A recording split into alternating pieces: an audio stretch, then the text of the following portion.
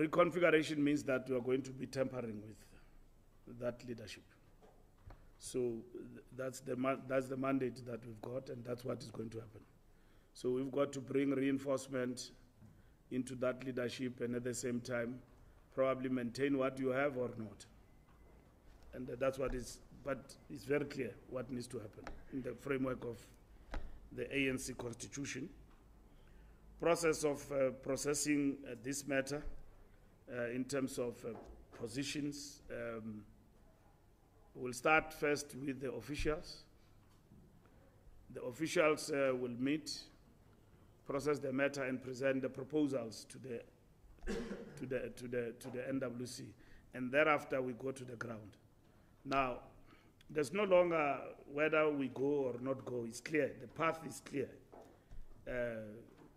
UFM, the path is clear in terms of the decision. So there's no prolonged process of what is going to happen, whether we are for this or that. It's clear. We reconfigure, we go to the ground, we announce the reconfiguration to the structures in the next coming week. Tunzi, can the PCs appeal? Appeal what? Because this is an intervention by the higher structure. But because we're litigious, other people can go to court and all of that. But we are implementing the Constitution. And should anyone try to go to court, it means we must act guided by the Constitution. If we don't follow the Constitution, they will go to court and challenge the decision.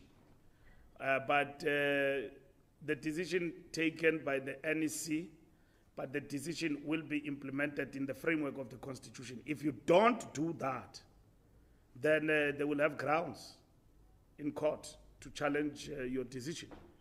So I can't stand before you and say that they won't go to court. They've been to court, they've been doing that, and then so that is possible. But we have won all our cases in relation to the decisions we have taken in court about the correctness of the application of the ANC Constitution in relation to matters.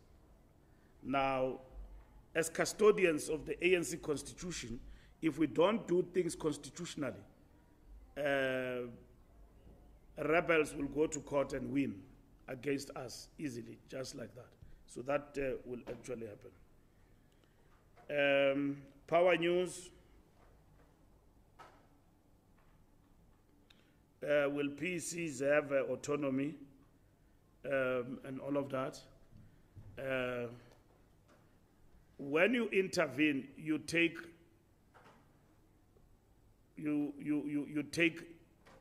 powers to run with the PCs. You have authority over them. You can determine what must happen. You can't intervene if you don't have power. So you've got the power in terms of what needs to happen. It means if certain things happen, there's no longer a process in which is going to be subjected to the will of the PC or not. You understand? So as it is now, the PCs enjoy original powers.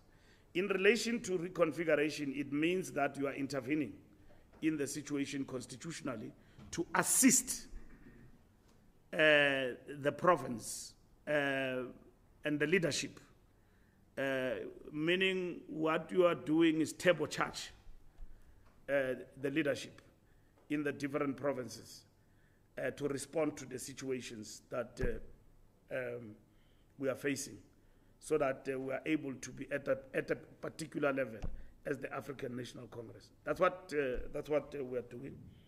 How long? It will depend on what work needs to be done in terms of these pieces, and it will be clearly defined and spelled out next week when after the NWC meeting.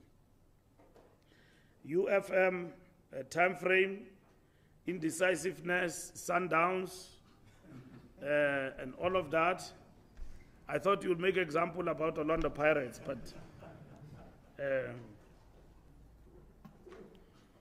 yes, indeed, you can argue about time. Even in our discussions, some of the comrades argued in our discussions about the time frame, but it shows that you apply your mind, that even in that time frame, you look at, we took an attitude, let's work with what we have.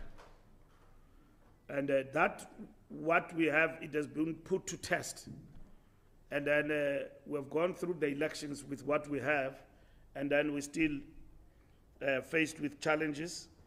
And at the same time, now you have taken a decisive action to reconfigure and turbocharge the leadership in the different provinces. So what we have does not apply now. You see, it was there before. Because some people believe that, no, this leadership somewhere must be removed and all of that. And some did not believe in that. But now we are scientific, we are guided by the material conditions that this situation, if we don't do anything about it, it will not assist the movement as a whole. Contradictions with the DA, of course. We have explained this point over and over again, that the DA and us is like water and oil. We don't mix. Even within the GNU framework, we are not expected to be the same because ideologically we are apart with them. So contradictions and different points will arise from time to time, but we have agreed to work together in the GNU for the sake of our country. What does the statement of intent say? It talks about constitutionalism and the rule of law. And that's what brings us together, because we believe in those two things. We don't want anarchy. We believe in the constitution of the country. We want the rule of law. And then a country that is running, that is functional, and then that is guided by the rule of law. Those are the fundamentals in terms of the statement of intent that is guiding us in this government of national unity. Notwithstanding the fact that we are two different parties. So it doesn't mean that the ANC will cease to project and lead the transformation agenda at the National Democratic Revolution, as opposed to the DA agenda that does not believe that South Africa must change for the best interest of the majority of our people in this country. So they will be opposed to labor laws and all of that. We don't agree with them on those things. They've just been opposed to the Bella Act. We don't agree with them. Again, they will be opposed to NHI. We don't agree with them. That's it. If you want things to happen for your party and your constituencies, you must win elections with outright majority and govern on your own. As it stands, the ANC is the largest party in South Africa, in the government of national unity. Lunga Mbuyiseni, are we talking to him? I don't know. It is possible. It's only him and him only who will speak for himself. But I will not be shocked that the ANC can talk to him. And probably because he's a good member of society. And in the realm of politics, he's a good politician. And so why not talk to him? At the end of the day, it's him who can take a decision about his future. So when his party eject him like that, I mean, just kick somebody like Mbuyiseni out. It means, hey, Julius is powerful. He's overconfident of himself. I mean, Mbuyiseni ki glass palace. He's not just a small boy and all of that in politics. It's like in the ANC, if I dismiss Mahlengi, do you think I'm mad? I won't do it. You know that? I'll actually beg her to stay if she were to think of jumping the ship. But if you are powerful, you are powerful. And then you think that Khalas Palaisia can just be kicked out like that. So there's nothing wrong for ANC members and everyone to talk to Mbuiseni. At the end is his choice. Because he has formally left the EFF. I don't know whether he has left the EFF. I don't know. But I know in Parliament. But if he leaves his party, why not talk to him?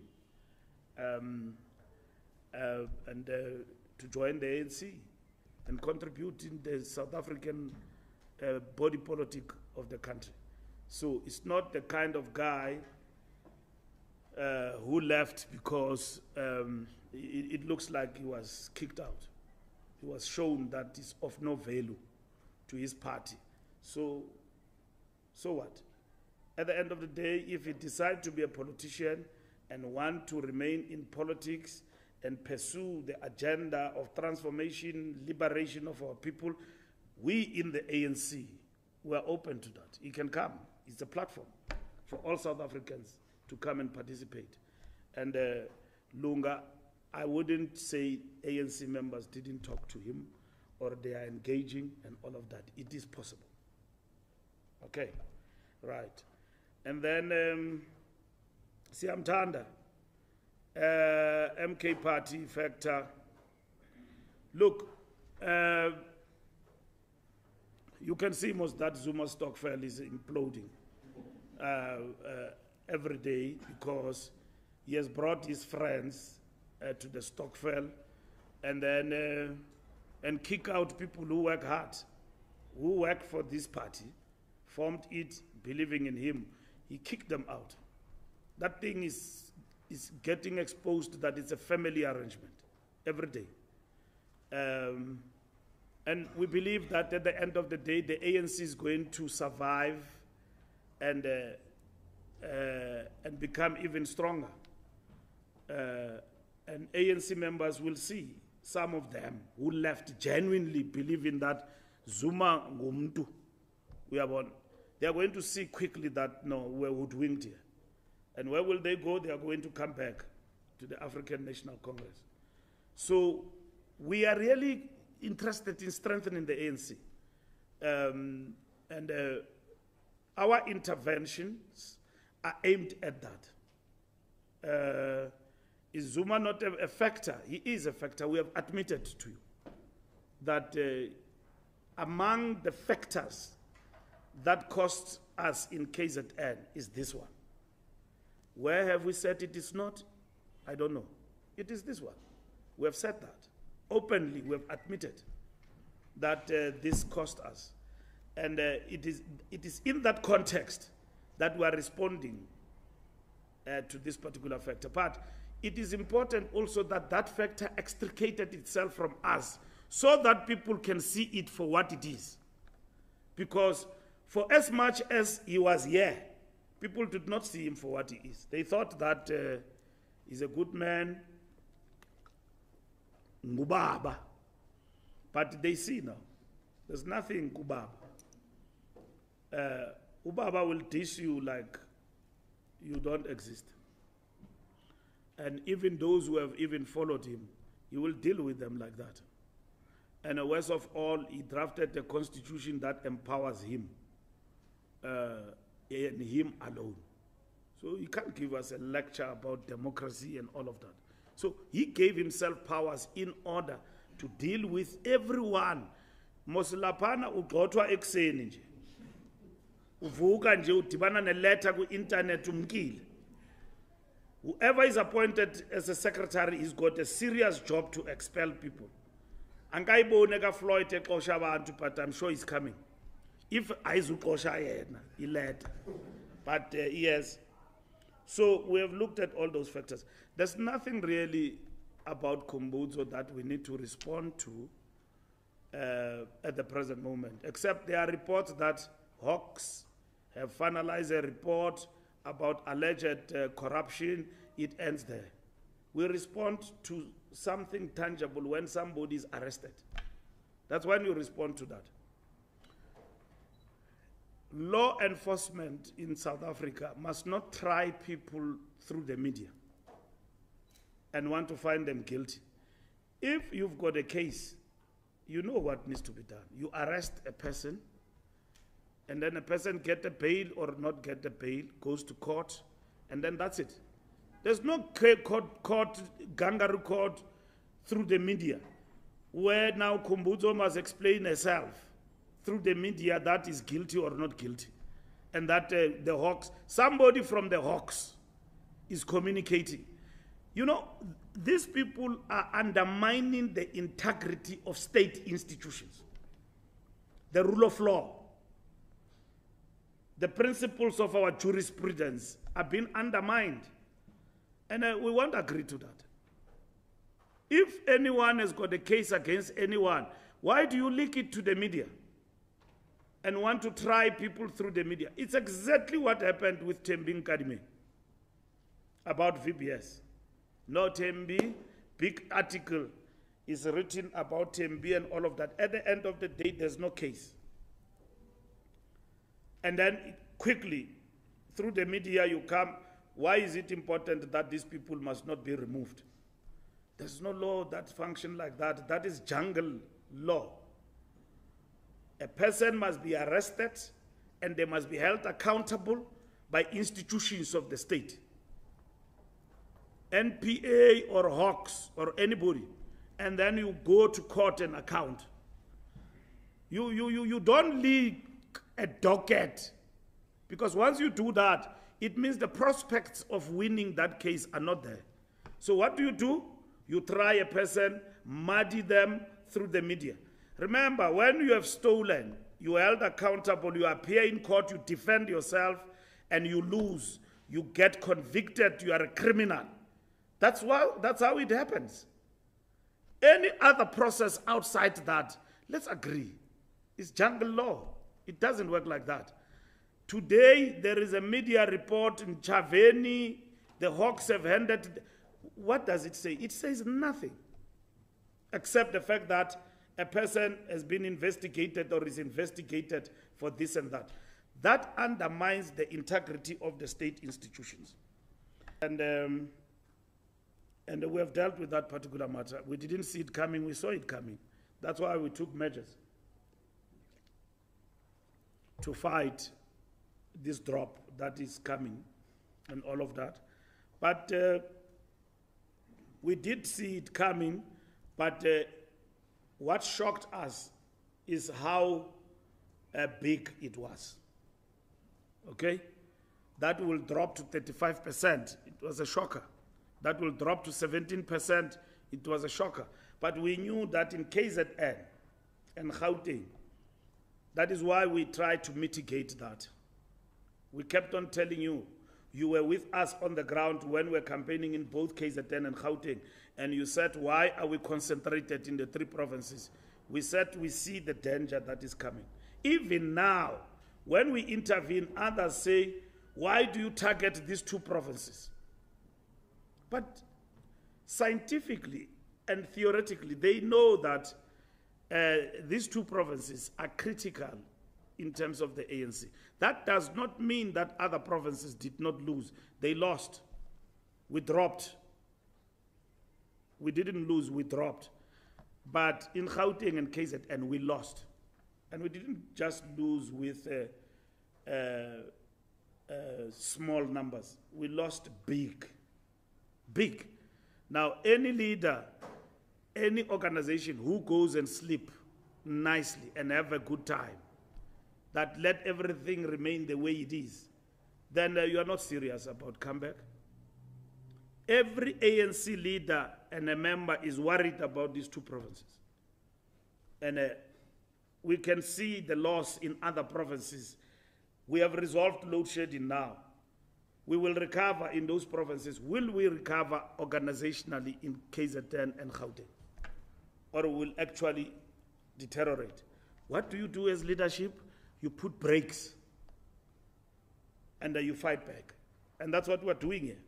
So it is given all sorts of interpretation depending on where people come from and their own personal interest. At the end of the day, it is their personal interest. We must rise above personal interest and focus on building organization. And that's what that's what is important, and that's what the NEC considered. The last point is Samkele. Samkele reconfigured leadership. What did you say? The reconfigured leadership, in terms of the ANC constitution, is it an elected provincial executive committee, or is it an interim provincial trustee that has to take the party to parliament? The resolution of the NEC says reconfiguration guided by the constitution. So that's what it is. So reconfiguration guided by the constitution. You can't reconfigure anybody not guided by the constitution. So all what is in the constitution supersedes everything first, but it's dialectically intertwined. It's not the other one in the exclusive to the other. They are mutually connected. So you need to understand that.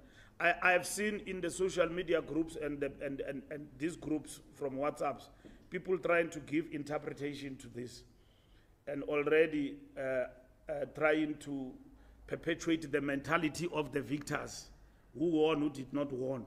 No, the ANC has won out of this. I've seen them. They are sweating, they are anxious and all of that about the decision. We will come to the structures next week and give them a reconfigured PCs after the NWC meeting. That's what we will do next week. It's a week's time. Today, I will write to every branch, to every province, inform them about the decision and the fact that they must wait till we come back to them. And when we come back to them on the ground next week, all regions, all branches, they will be briefed and they will be told about how reconfiguration is unfolding, and also in the context of the ANC constitution. Up until then, hold the horses. But the decision is taken, it's done. And we finished yesterday, and that is what I'm explaining to you. What is the decision? So we're all there yesterday, and the president presented the decision to the meeting, and the meeting clapped hands, and everybody left and went home. It was unanimous, nobody opposed it. But it was tough to get to the end. At the end, all of us, we felt we are happy, and then there is no victor. I was so happy yesterday, just like the way I left the Nazareth conference when Ramaphosa was elected. I went there with Nkosazana as my president. I left with Ramaphosa. But I was happy, you know why? Because I was also elected. Unlike Mangaung, I went there to contest Zuma. When I left, I was not an NEC member, I was nothing. I was devastated. So when I left Nazareth, I was okay. Isma Khashule, I saw him falling in front of me. I said, but why are you falling? Because you are elected as SG. He says, yeah, this Ramaphosa, man. I said, no, I addressed comrades. I said, comrades, we came here with Nkosazana. Now we're living with CR. We are CR, all of us. I was happy. So just like yesterday, people came with different positions. We left with one. And this is the position. And that is the ANC we are members of. So people must be disciplined and wait. And I'm very happy about the conduct of ANC members in the two provinces. I didn't see funny things happening, people protesting. It means the comrades understand the period we are in. Under normal circumstances, there would have been funny lorries outside here. There was nothing like that. It means we appreciate the moment we are in Debu, and the fact that for us to serve our people, the vehicle that must advance, it is the African National Congress. And that ANC must be in good condition. For us to recover anywhere else, the ANC must be in good condition. And that's what we are doing here. Leave other interpretations and what other people say. But the ANC must be in good condition. It is the vehicle in the hands of the people of South Africa and in the two provinces. And that's what we're doing. This resolution killed the momentum of factionalism and everything else and focused the ANC on what needs to be done. Happy New Year once more. Compliments. Thank you.